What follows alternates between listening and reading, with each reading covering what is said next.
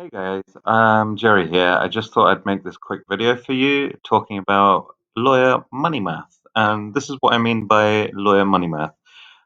Essentially, working out how much you should spend, how much things cost, how many leads you need in terms of how many calls they generate, and how out of how many of those calls turn into possible cases and converted cases, how much is the average value of a case, which equals how much revenue. So, in short, I'm going to take you through effectively two scenarios, one with a varying cost per lead, and secondly, a fixed cost per lead but a varying average dollar spend.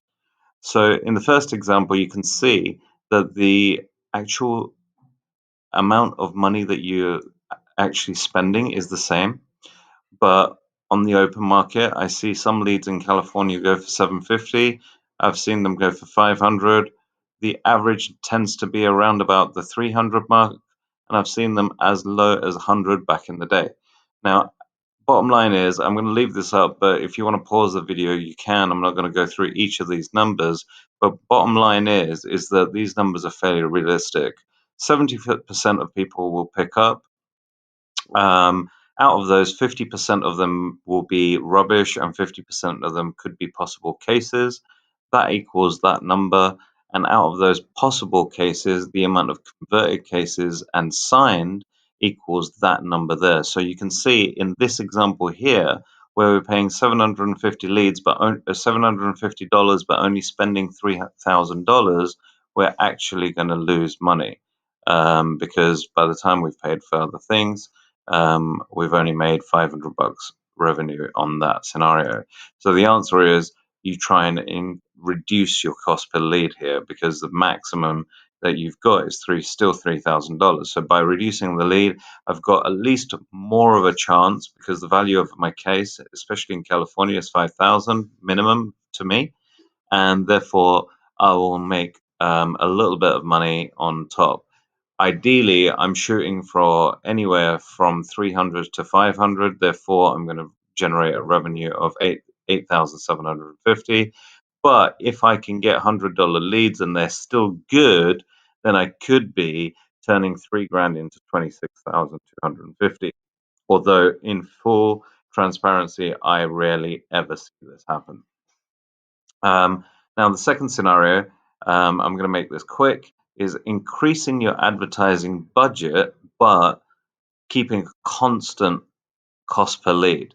Now, in this scenario, it's probably a retainer based agency or someone that you're paying a fixed fee to work in your business full time. But usually, if it's an agency, then they should be able to get you sub $225 leads.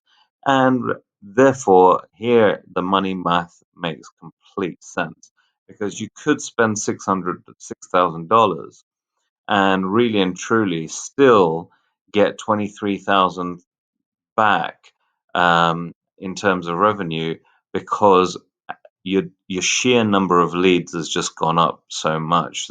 Therefore, you're trying to convert at least 9 possible people on the phone that actually have a case or possible case, and signing around about 5 cases at around about 5 grand, which equals you about 25 grand.